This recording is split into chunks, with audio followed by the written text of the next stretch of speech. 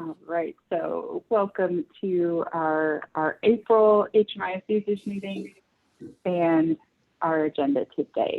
Apologies, I started recording late. All right, so let's start off with some system updates and just some pointers here. So last month we talked a little bit more in depth about the partnership between the data center and ICA with 2 ICA staff embedded. And you met Katie, and now we would like you to meet Tanya. So Tanya, if you could just say hi, introduce yourself to folks. Hello, everyone. Glad to be here. I'm very excited about my new role here with the data center. I come to you with 16 years service point background. I was the system admin. Here, I currently live in Virginia, and I will actually be moving to Florida in a month. I'm so excited, but I'm very excited to join the team. Awesome, yeah, thanks so much, and we're excited about your move too. Keep us updated. Yeah, so you may have seen Tanya and Katie replying to some help desk tickets, working with you on 25 and housing inventory account reports, and we're really pleased to have their wealth of knowledge and experience, not only with Service Point, the software we use, but also having been in a couple different implementations, they have really good insight into other best practices and ways that we can continue to make HMIS work better for you all. So we're really excited to have them. Cool. All right. Any questions? Before we keep going? All right.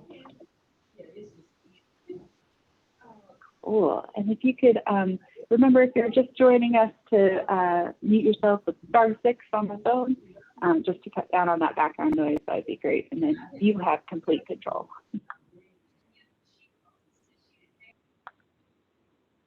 All right. So there were just a couple points about user management and some auditing tools in the system that we wanted to let you know about. And first off, we have a new audit report guide available to you, and wanted to just outline a little bit how agency administrators could use this as a tool for troubleshooting in your own agency. So the audit reports are a dashboard report tool, so that means it's accessible in the same place that you get your APR or your CAPR report. And this can help you identify when and kind of how changes may have happened in a client record. It's really helpful for troubleshooting, and it can help provide some transparency around who's entering data, how it's entered in your agency. So this is all governed within your visibility. You can't see further than in any other place in HMIS, given privacy and security and all that.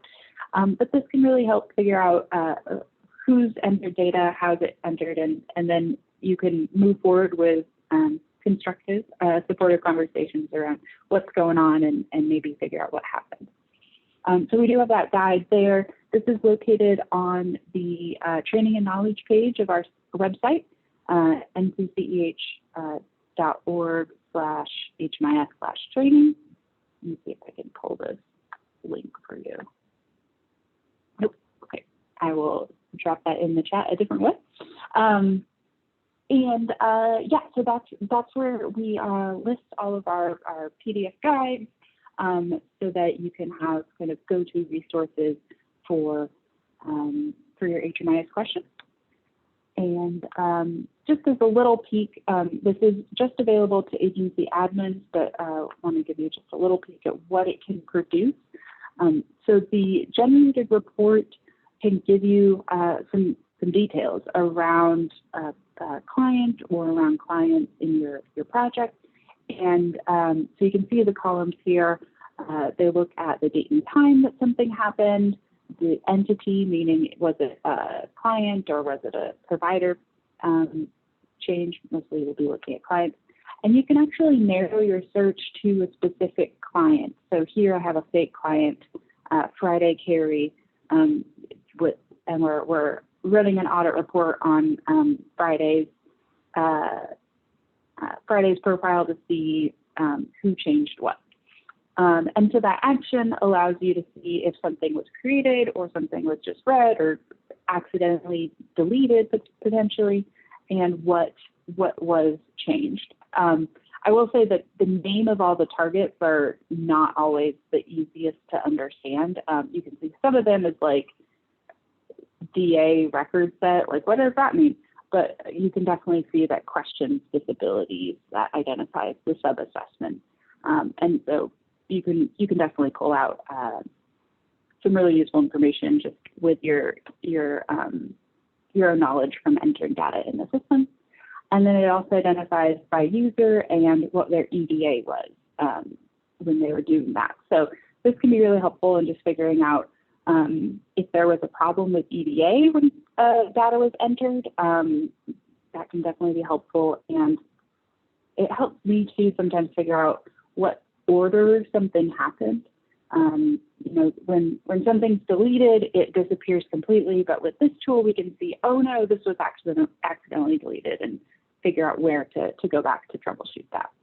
So this can definitely be a helpful tool, and thanks so much, Katie. The link for that guide is in the chat. Any questions? All right. Not to leave everyone else who's not an agency admin out, we did want to remind you about some things that you can do for your own HMIS license management and details around your login. So you can always update your user profile by looking in the upper right-hand corner in HMIS and selecting the gear icon, the settings icon there. And that will bring you to a pop-up that gives some basic information about what's listed in your HMIS license. And in particular, you can update your email and phone number. So that email is super important when you need to reset your password. And so you want to make sure that is definitely up to date. And then you can also change your password here if you would like. So just a couple of options there so you can see what's saved in the system.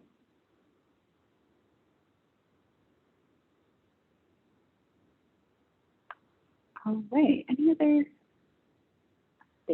questions? No? All right, so point in time housing inventory count, we are doing some final reviews, Lloyd and I, and that is being aggregated and entered into and submitted to HUD within days. You know, we're right there. So if there are any outstanding questions, I think we're wrapping those up, but just remember that once you submit your data to us at the data center, we do still need to review that, right? And so sometimes clarifying questions can come up, and some additional questions in particular for any changes due to COVID and also those permanent housing projects. I think we're good.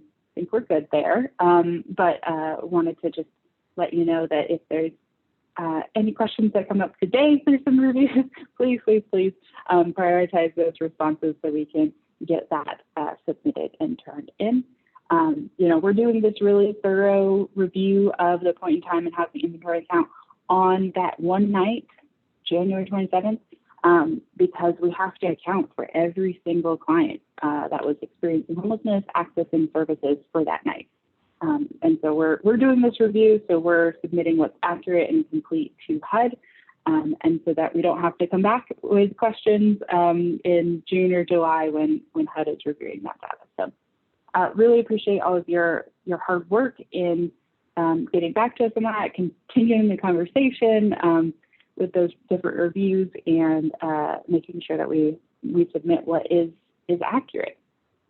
So hopefully we'll have some, we'll be able to show you what was ultimately submitted next time. I think that'll line up with our submission deadline pretty well.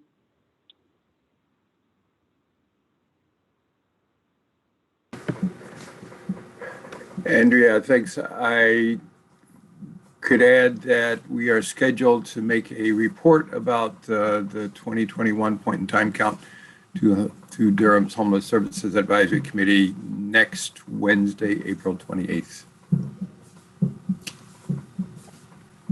Yep, so it is being shared, it is being submitted. This is it. So thank you all for your help with that.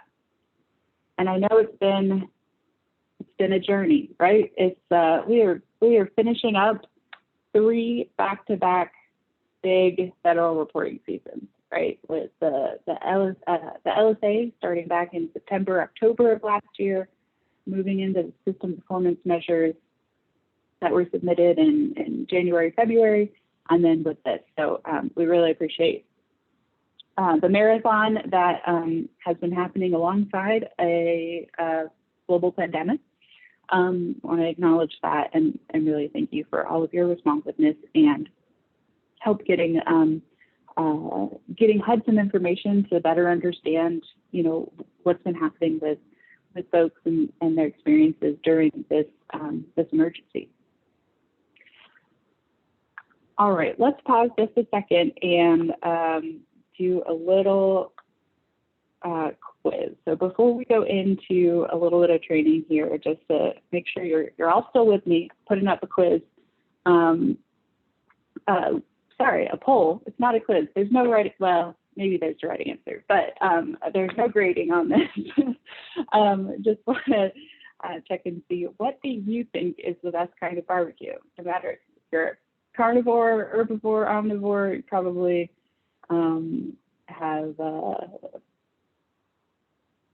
have experienced the majesty of this condiment.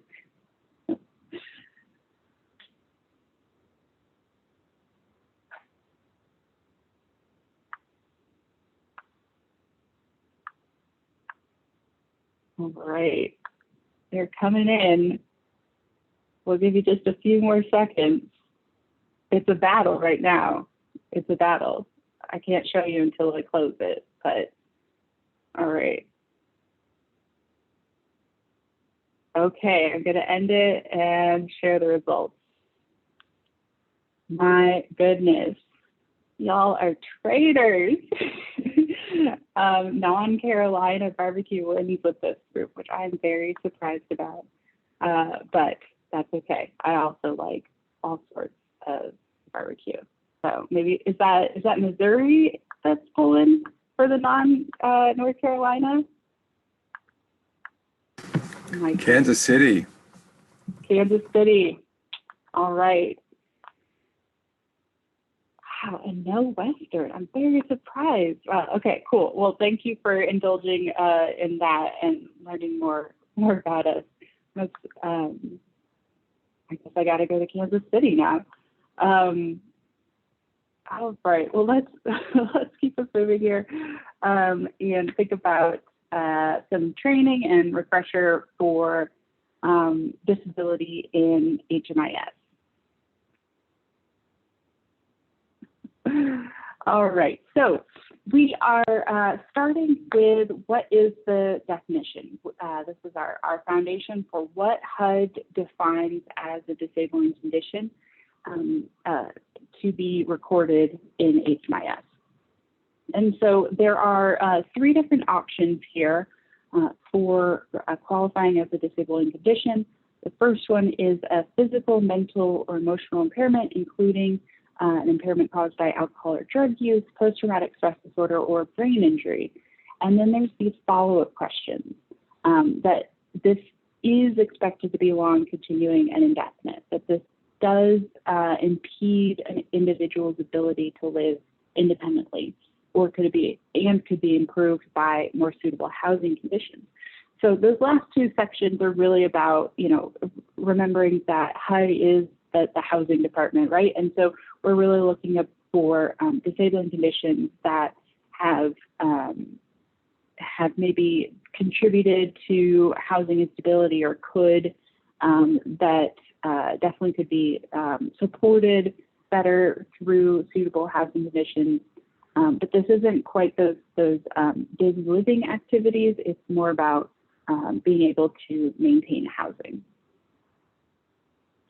And then the key one there is definitely long continuing or indefinite duration. So they're really looking for those long-term disabling conditions. And there's two other parts to this definition, a developmental disability and HIV or AIDS. And those two are both, they don't have those follow-up questions to kind of clarify or define those further because those are long continuing or indefinite duration disabling conditions. There's no question about that. And we know that housing can be impacted by those, but also it dramatically, housing is healthcare and can really contribute to the management of developmental disabilities or HIV and AIDS.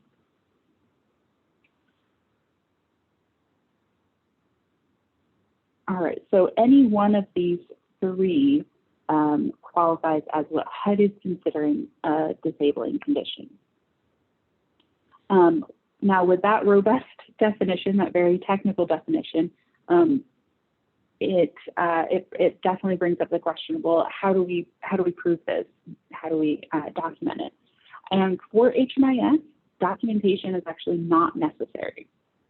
So we can really rely on the client's self-identification or potentially some income sources that indicate a disabling condition, such as the SSI, SSDI, or VA compensation. And so bring up these income sources because if there is that income source, that indicates that, yes, there is a kind of HUD-defined disabling condition present and should be identified if possible. So this is definitely one thing that can sometimes surprise folks, that documentation is not necessary. I do want to clarify that, of course, that could be necessary for your funding source, right? So if you're permanent supportive housing, that's an eligibility requirement and documentation is going to be necessary. But we're really thinking about HMIS data entry and even for a permanent supportive housing project, you might have one disabling condition that is the documented one for eligibility, but maybe there are some other, some additional disabling conditions that someone might have identified that you don't necessarily have the full documentation on, but could still be useful in identifying their experience, what sort of obstacles are they facing for housing stability. And then just a reminder, I don't know if anyone on the line here this applies for, but if you are a residential project with that site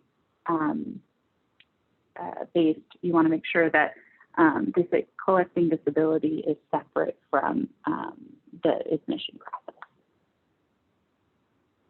All right, so who does this apply to? Who does this question apply to? This is for everyone.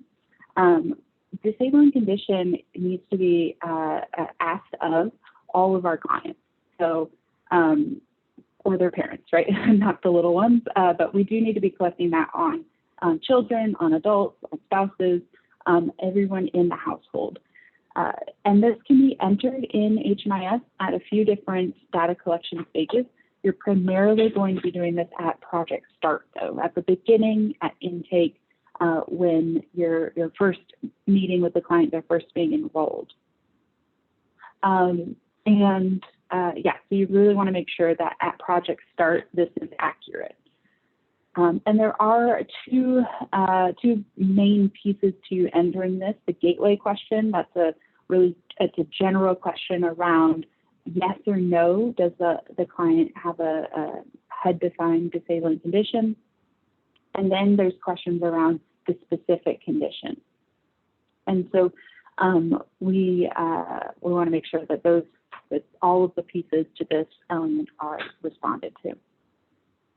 And then just another reminder here about the date. the date for specific types of disabilities should be the information date, the date it was collected, or the project start date. So that's not going to be when they were first diagnosed. Same thing with income, right? When we use those dates in the sub-assessment, it's not when they first got a job. It's when you're collecting the information. So disability is the same way. It's not when they first, understood this about themselves or were diagnosed. It's that information data collection date. I'm going to pause here. Any questions? If you all, we have a small enough group. If you want to unmute yourself and ask a question, feel free. Hi, Andrea. I have a question. This is Tiara. I just wanted to clarify. So with the so when collecting the information or asking the client if they have a disabling condition, if they don't have a funding source or any documentation to prove that, so should we not check it? So you Like can if they definitely don't check have it. any, like if they don't Yeah. have haven't gone through the Social Security process. So that's one way to confirm that a client has a disabling condition, and that's not the only way. Does that help clarify?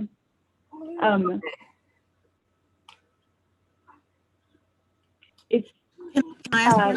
So this is a really good question.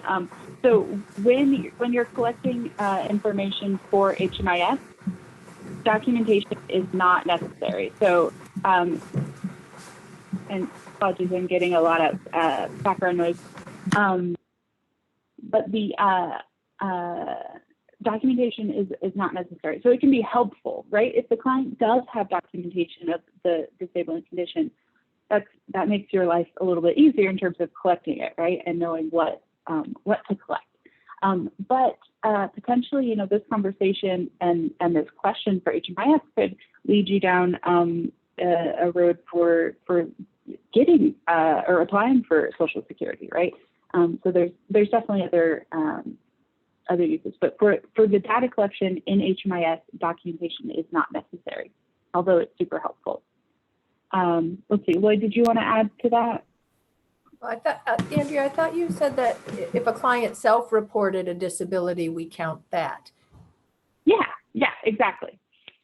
Yes, so if a client self-reports that they're answering the question, right, of do they have a disabling condition, then that's what you report. Right. So I guess I want to continue the conversation just a bit, because what we're saying, I think, is that people don't have to have a disabling condition to be homeless, obviously, right? We do want to record in the HMIS whether or not people have a disabling condition. And I think the next slide suggested we want to know that about everybody who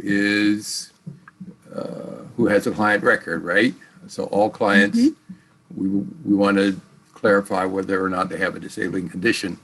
And then in terms of documenting the disabling condition, if they do have one, that is not required for entry into an emergency shelter. It may be required if it's an eligibility criteria for a specific project like permanent supportive housing. We're on the same page on that, everybody? We're required to ask. We're not required to have that or respond, right? They can review that. Absolutely. Thank you for clarifying that, Lloyd.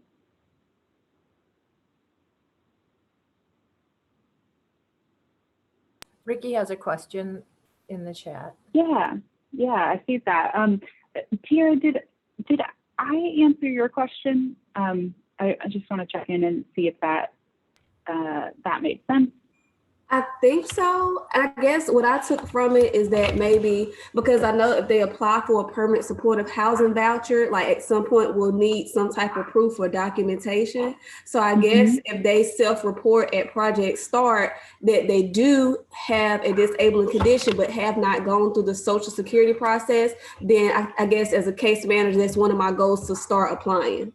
Would that be? Exactly. Okay. Exactly. Yeah, exactly. That's exactly right. Yeah, I would really support that as well, Tiara, is that when a case manager or project learns that a person has a disabling condition, it is helpful to start working immediately with the client to establish sufficient documentation of that. And as Andrea mentioned in a previous slide, people receiving SSI or SSDI or VA disability benefits of some kind is documentation of the fact that disability has been established by a government agency, right? Mm-hmm. Right. Yeah, absolutely. Okay.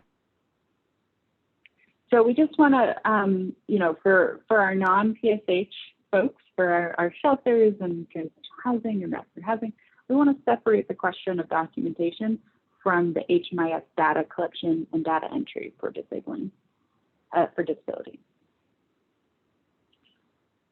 All right, and then Ricky is, I just want another note from Anne in the chat that SSI can be a really long process. There's a whole program, right, the SOAR program to work on that application, and other documentation is acceptable for PSH applications, right? So that is not the only documentation that could be used for eligibility for PSH. All right, so let's dive into the tricky question here from Ricky around the self-reporting. If a client can say they don't have a disability that they actually do, what should be recorded in HMIS? And so with that, it's a little bit more of that kind of gray area. I think we, with those,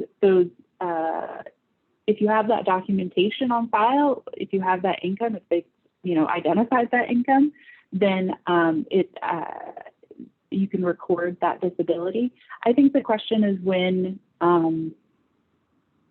you're pretty sure, but you don't quite know, and you can kind of err on the side of the client's response, and just work on building that relationship and seeing if you can get some more specifics later on.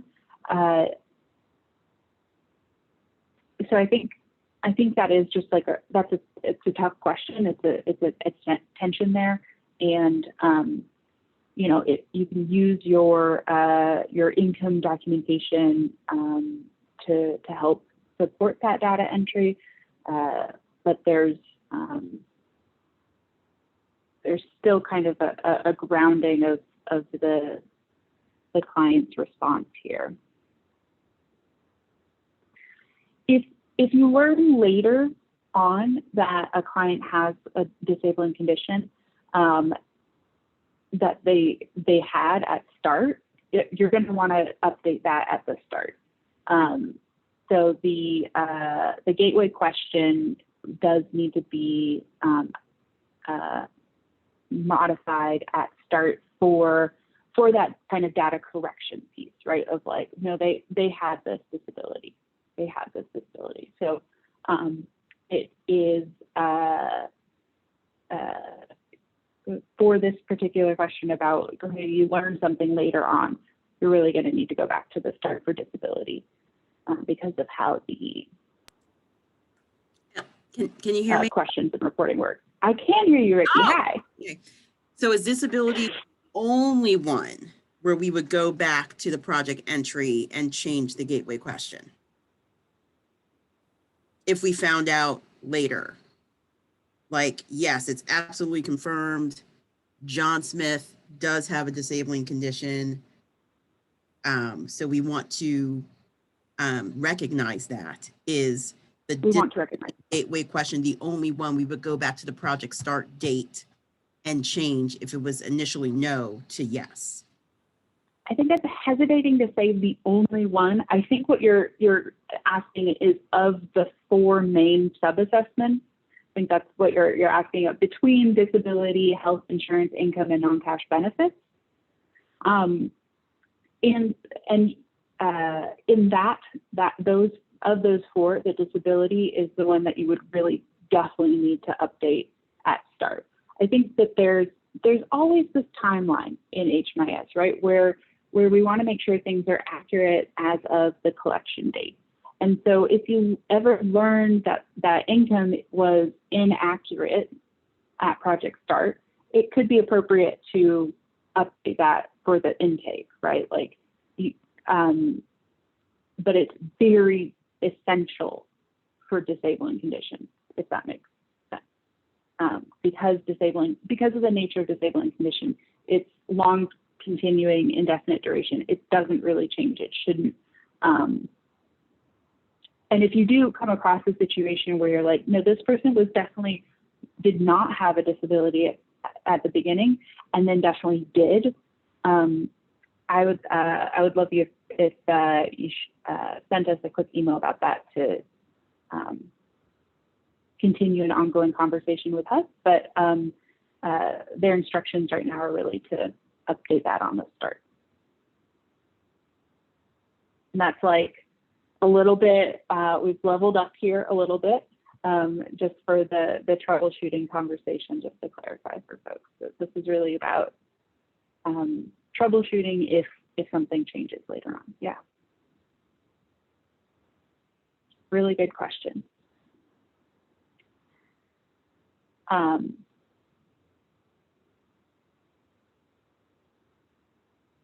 Cool.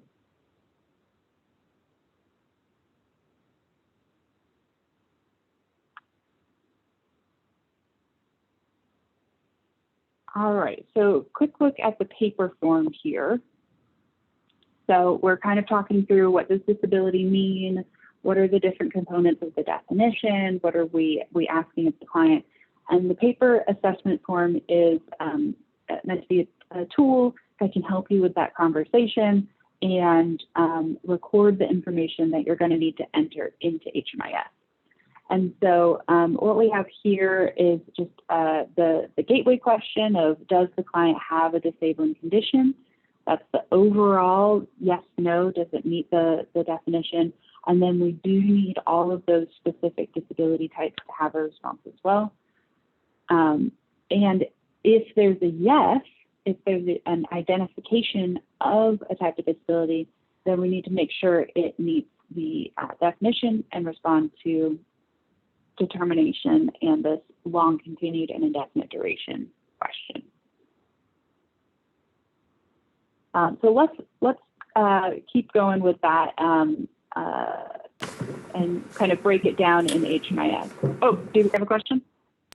Yes. Could someone answer yes and then don't know? About disability determination or expected to be of long duration? Or?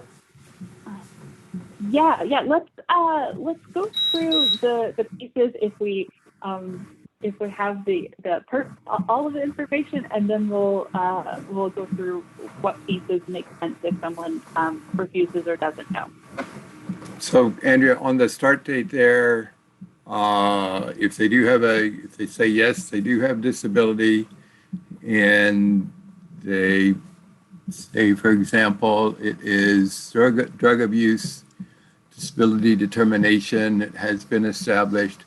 The start date in that last column, is that the start date of when they entered the project or the start date of when the disability was determined to be present? Yeah, great question. So this start date is really about the information collection date. So if you're filling out a paper form here, the date for any of those specific disability types would be the same as the one at the very top of the first page. What is that intake date? Yeah, great question. Great reminder about that portion too. All right, so as we're we kind of touched on this already, but just as a reminder that on your assessments, on those forms in HMIS, you'll see disability at the entry, the interim, and the exit. But because it's a long continued indefinite duration element, that this is a disability is going to be really mostly unchanging, we're really going to want to focus on that data collection and data entry at the project start, project entry. Okay, so let's also take a look at these disability questions in HMIS and what does that look like here. So we still have our part 1, the disability status, that gateway question, and the sub-assessment that is like that weird little table, has the ability to add our specific disabling conditions. So part 1 is our gateway question. We've got our yes or no responses, and also client doesn't know or client refused, right? That's definitely an option here. But it is our responsibility to ask and to try to work with the client to get the right answer here. For the sub-assessment, when you, there are a few of those other follow-up questions, right? So the sub-assessment is the part that collects this disability data in more detail. And it has these 3 questions, which disability type, disability determination, and if yes, expect to be continued. And I just double check. We're going here. We do need to answer both of these in alignment. So it can get a little bit weird here where the disabling condition question, that gateway, we don't know what the answer to that is until we really ask the criteria question of those specific types and of the sub-assessment. So just really think about these as 2 parts to 1 whole question as we're working through this. So what we want to do is make sure that you only want to answer yes as does the client have a disabling condition if the client's disability type really fits within HUD's definition, right? And that this is expected to be of long continued and indefinite duration. That's kind of part of HUD's definition.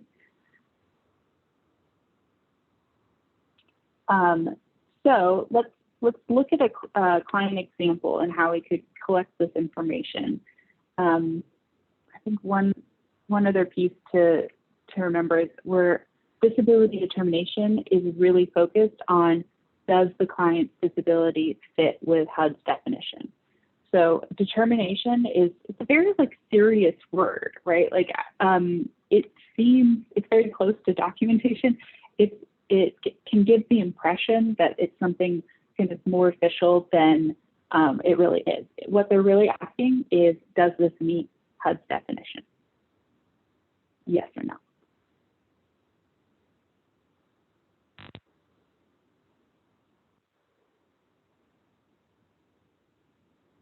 Okay, so let's look at an example and some tips that we have, but then I'd also love to hear from you all what tips you have, what strategies or tactics work really well for you in talking to clients and kind of prepping them for this. So we'll go through collecting the disability data in just a few steps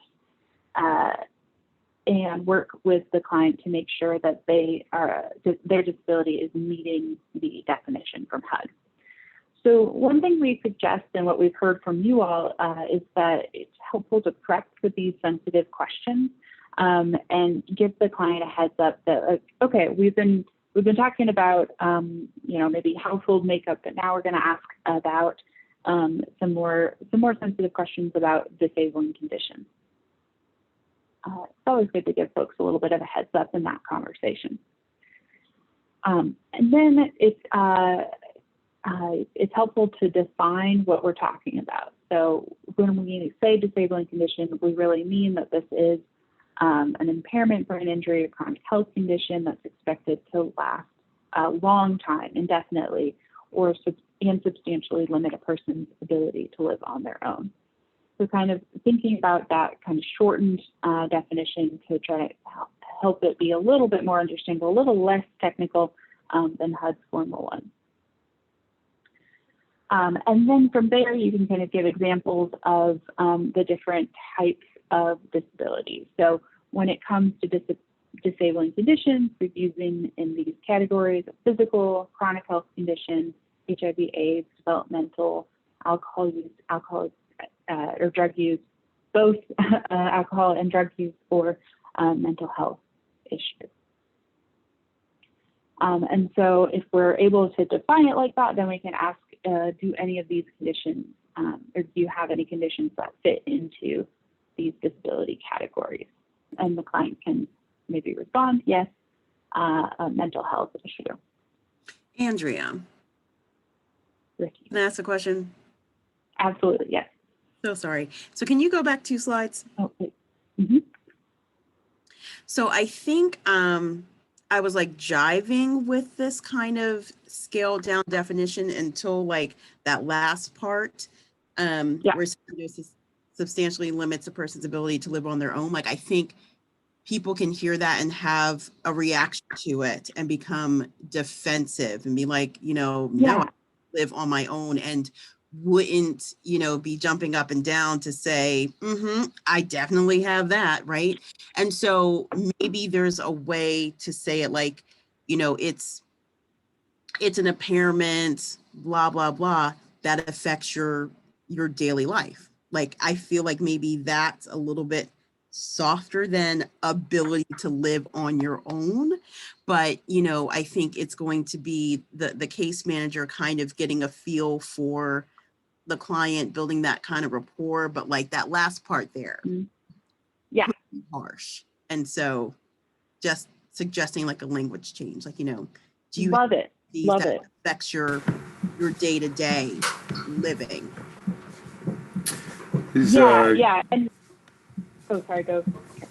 No, I was going to ask the question as to whether substantially limit the person's ability to live independently would be another way of saying the same thing, but maybe softer in some way. Even independently, I think people are very personal. Words have meaning, and I think we've seen people have strong reactions to something that is even vaguely hinting at they can't manage on their own, which is kind of the feel of that last part. Whether you say living independently or living on your own, it's still the same thing. And what do you think? Like, what's your spiel at FMF when you guys go over that? Hey, I'm going to defer to Tiara. Are you comfortable? So I think we get the same thing. Most everyone will say, no, this doesn't affect my ability to live on my own. They might say that I think it'll affect my child who has a diagnosis. And the thing that I think makes me feel better about seeing this again is substantially limit. So it doesn't mean they can't right now, but the impairment in the future could worsen or might get better is what I'm taking away from today's discussion. Don't know how accurate that is, but it makes me feel more comfortable. I don't know. Tiara, do you have anything? I have something to say. I think that it depends on the individual. Some chronic health conditions, such as like diabetes type 1 or whatever, if they could be managed with medication and case management or whatever, it all depends on a person. And then when you say substantially limited person's ability to live on their own, compared to what? I mean, I understand if they're not employed, if they don't have income, but I strongly believe it depends on the individual. And some people can have a chronic condition all their life and be fine, as long as it's managed. Absolutely. Yeah, absolutely. Yeah, absolutely. And this really good discussion around, especially, I think you're definitely right too around it might be a little bit different with different people. So some folks might be really more, we're not trying to have a conversation about our programs limiting them, right? We don't want to have a conversation around that sort of limiting their autonomy, right? Our housing first principles are around choice and around that independence, right? So I think you're all of these comments are really tapping into important considerations. Tiara, I want to give you a chance if you would like to share some of how do you work with clients around this definition. I guess I would agree, I guess, with what Ann was saying. Yeah. And I guess really, I mean, yeah, I just really just asked, do you feel that this would affect you long term as far as living independently? Yeah, absolutely. And I think you all are right too. And we can always bring it back to housing and maintaining housing stability, right? As opposed to, brushing your teeth, right? Or those sort of daily living activities. It's not quite like that. We're really talking about housing stability, the housing crisis, Right. So then if we're asking, if we're asking this an intake, and they tell us that they're our clients, so we're doing intake. So if we ask if they have a disabling condition, and they say yes, and we ask them specific, what is it? What else do we need to? Why are we asking anything else beyond that?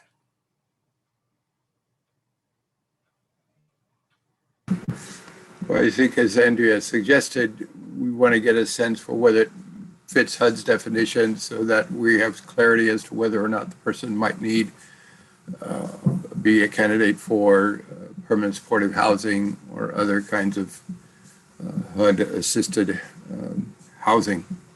Right, but I'm saying after we have determined that they have the SSI award letter or SDI, or they're self-identifying as having a disabling condition. I'm not understanding why we would delve deeper.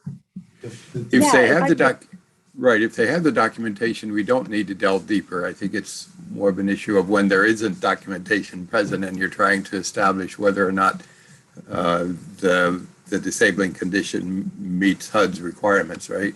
Right. Yeah, exactly. So if you determine with the conversation that it does meet HUD's definition, then you don't have to ask that question again, right? But you do need to be able to answer it in HMIS. Does that help? Yes. Cool. Great. Yeah, I think, really good question.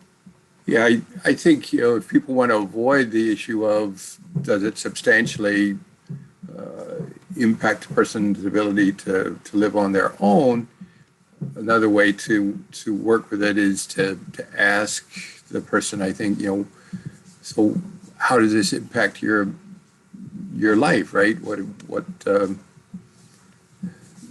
if it is, say, they have a chronic health condition, they have high blood pressure, but it's controlled with medication, well, it doesn't substantially limit their ability to live independently, right?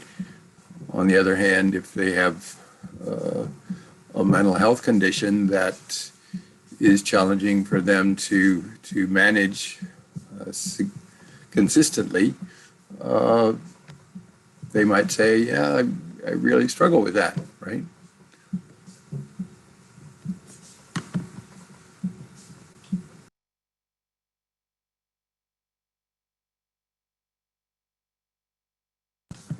You're still muted for me, Andrea. Thank you. I for sure did mute myself twice. Apologies. So yeah, thank you all for that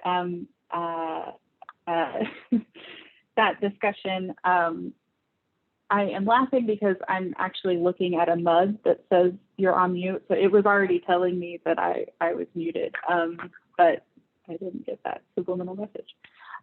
So this discussion is really important, and I think what it's really bringing up is you're going to work with with the client to get the answer. And what we want to do is make sure that you're comfortable with what the answer is. What is the HUD definition, so that you can work with the client through conversation to get that. I think this is a sensitive topic. We know that folks can have felt, maybe they felt discriminated against in some way due to a disability in the past. And, there can be other questions that asking about this can bring up. And so we just want to be really clear with folks around, this is not going to deny you services, right? This can actually help us identify other resources for you, and really make it a value add to share this information with you. So I think these are all really important things to keep in mind. So Andrea, I'm thinking though that the answers to the questions for those of us entering data, different answers to any one of these questions could cause errors, right? That's the other piece of all of this. And if we're trying to have what's considered clean data, right? And I know HMI or NCCH, you guys do a good job of saying, okay, but if this is accurate, then let's leave it and the error is going to stick. But, when you first see error, you're like, oh gosh, what do we have to fix? What did we do wrong? Yeah, definitely something to keep in mind. So let's try our best to get from the conversation what we need to enter that data.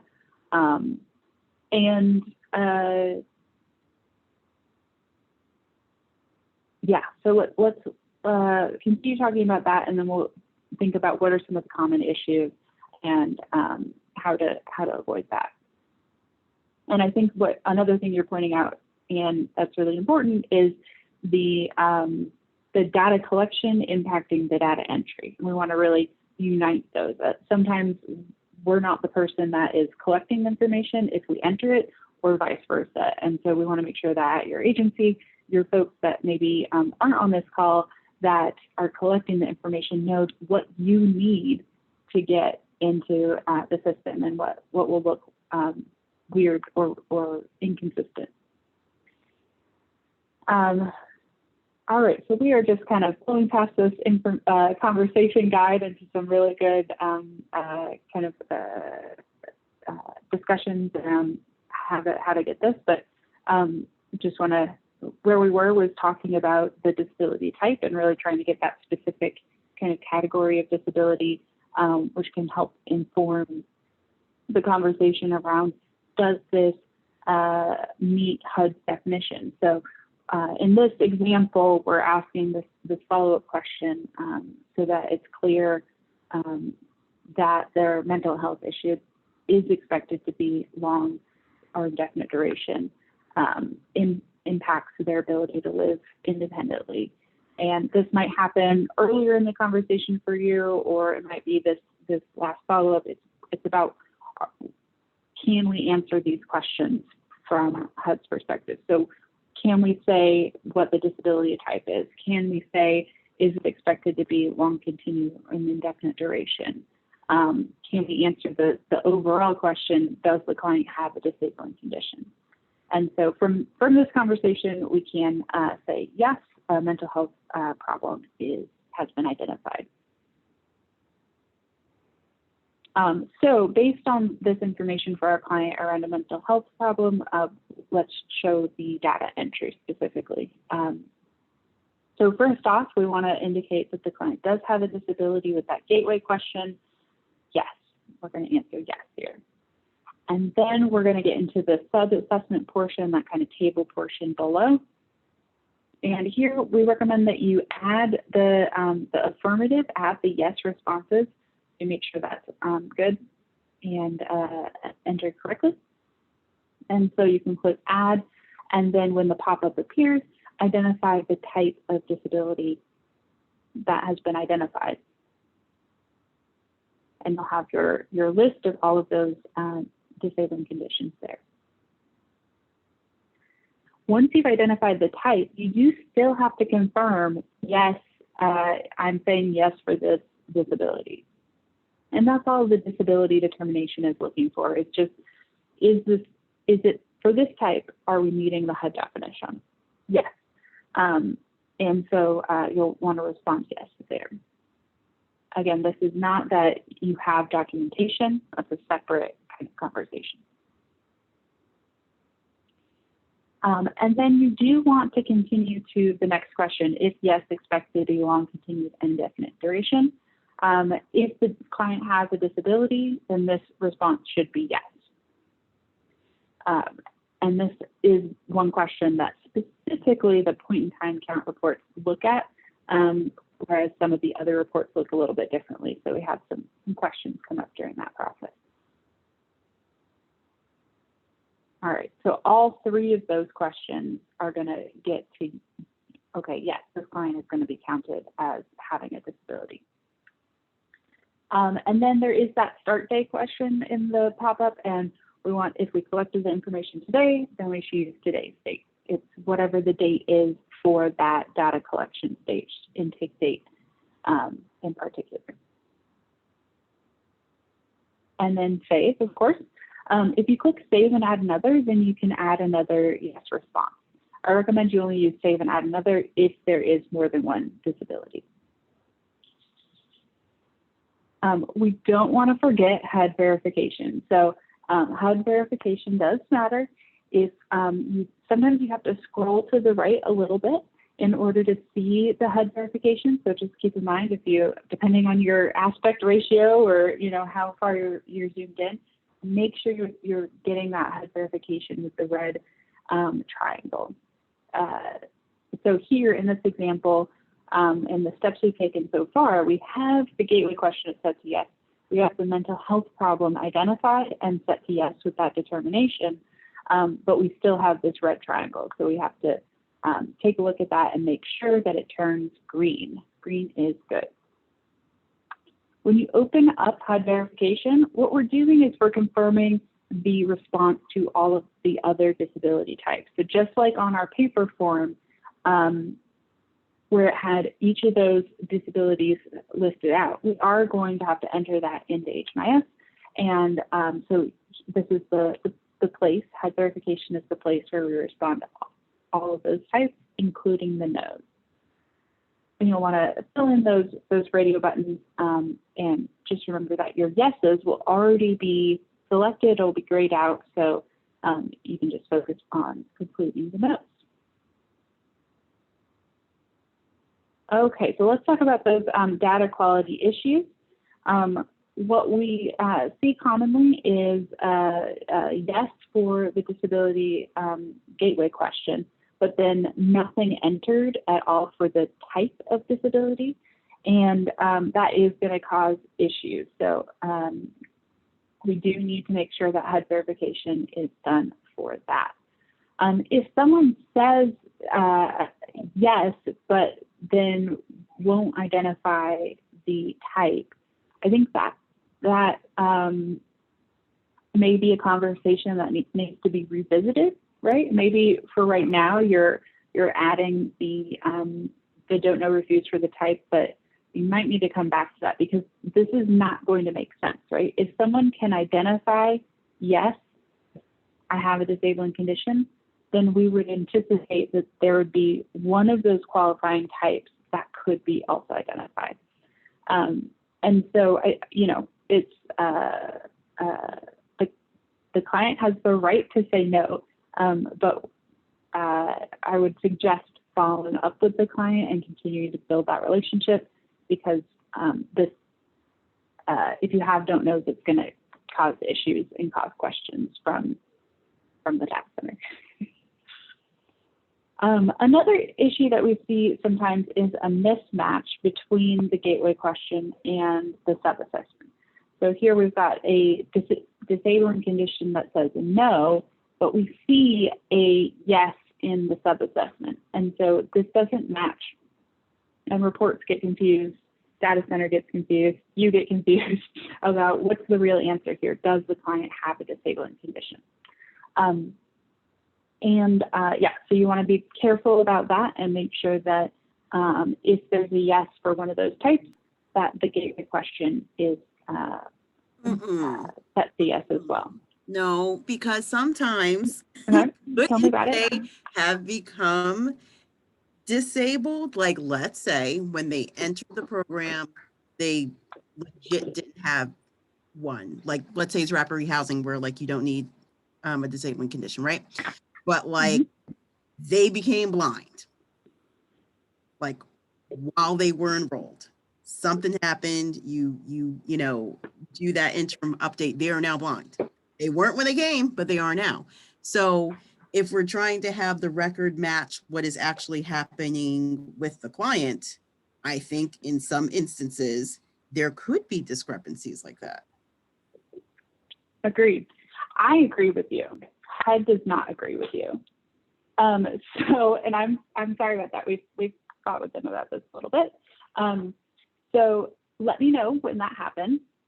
Let me ask you candidly, has that happened? Has somebody become blind? Yes. Oh, well, no, but hypothetically, Okay. they're, Yeah. they're. And I hear that. I hear the hypothetical. And I want to report that to HUD when it happens, if it happens, right? Because we know world's a dangerous place. Things happen. But HUD has not seen enough examples of that to change their position on it. So, yeah. And I believe that that deafblind can, I mean, it definitely can be considered a disabling condition. I've got a question in the chat. HUD is really resistant about specifying certain conditions, and I think, especially with something like deafness or blindness that can be really on a spectrum, I think I would lean more on the, you know, on that definition. Is it impacting their ability to live independently, to maintain their own housing, and yeah, and that might be really obvious to the client depending on the severity of that.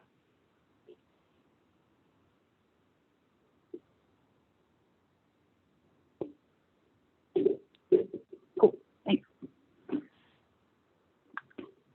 All right.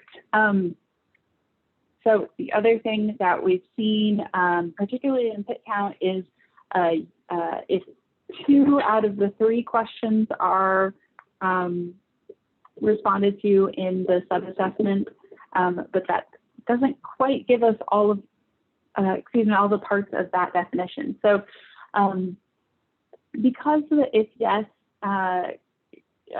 yes expected to be long continued and indefinite duration question, that only applies to physical, mental, PTSD, drug use. Those disabilities doesn't apply to HIV, AIDS, or developmental disabilities.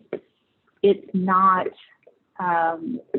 bolded in the system in quite the same way. Maybe we need to change that, but this is really a piece of the definition. And so if you want the client to be identified as having a disabling condition, make sure that you're answering this question here, expects to be long continued and indefinite duration.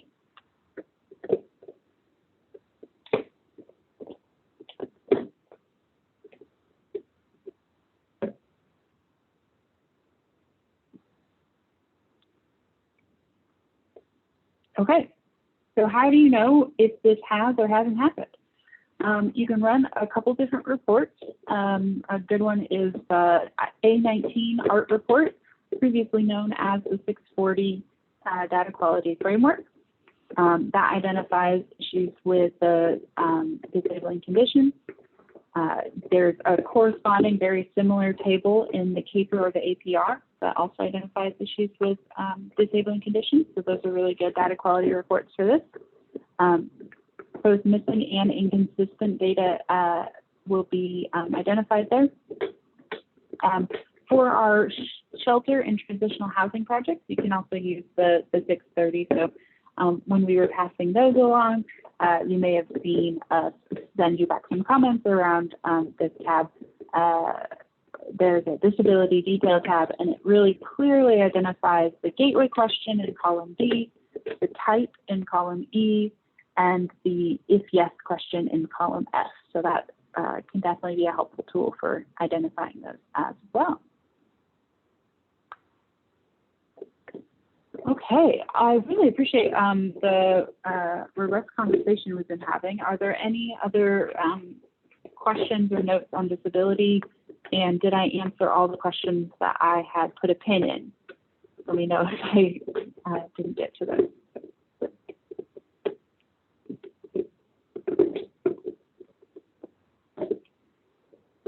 All right, well, let's double check that this makes sense. Let's start a poll here. So want to just double check our confidence here. So if a client identifies a disabling condition meeting HUD's definition, which locations do you record this yes in HMIS? Is it 1, the gateway question? Is it 2, the disability determination question? Is it 3, the long continued and indefinite duration question? Or is it some combination of those?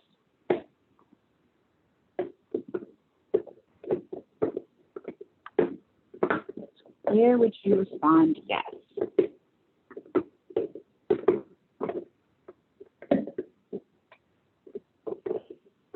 And there's a second question here for the date. What does the start date refer to in the disability self-assessment?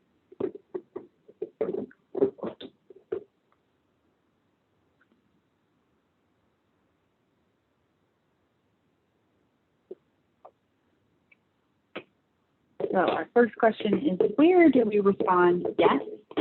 Where do we need to record a yes response in HMIS in order for a disability to be counted?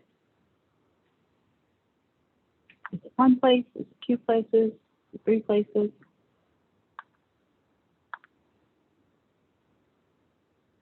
Uh-oh. Malcolm says he's not able to submit the poll. You have to answer both questions. You have to answer both questions to submit. Okay. No skipping around. Apologies. This is my first time doing a 2-question poll, so I appreciate the support. Well, when I first got the poll, the screen didn't have the second question immediately obvious, so you have to scroll down to it. Copy that. Okay, scroll down to make sure you're answering both of those questions, and we'll wrap this up. Yeah, thank you.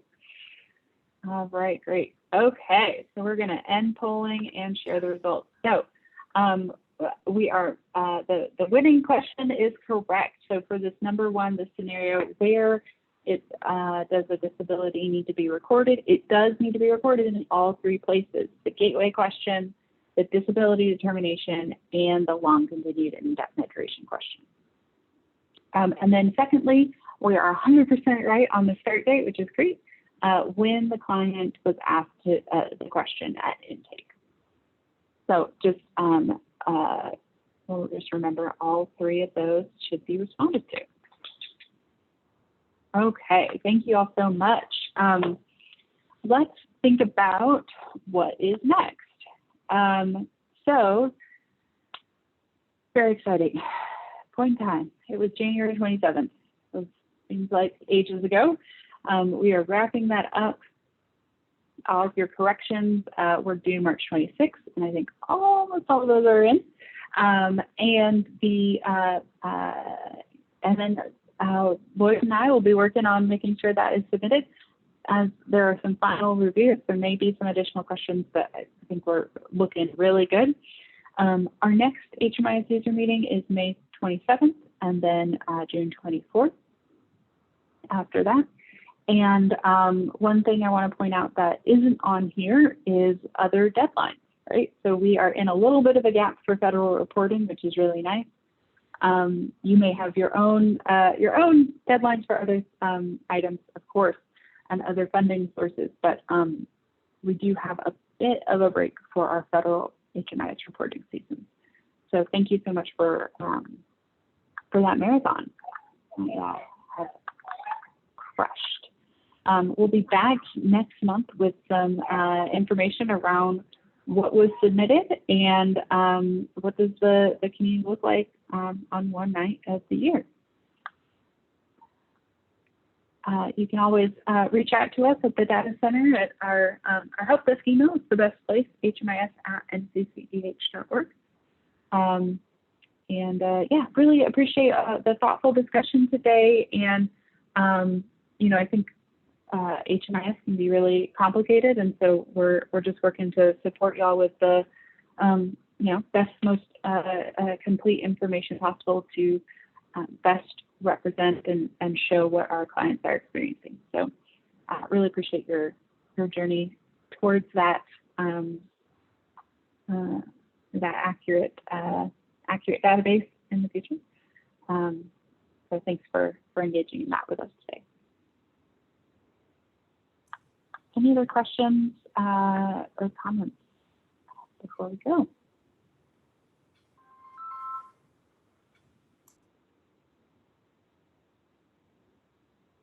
All right. Well, I will stop the record.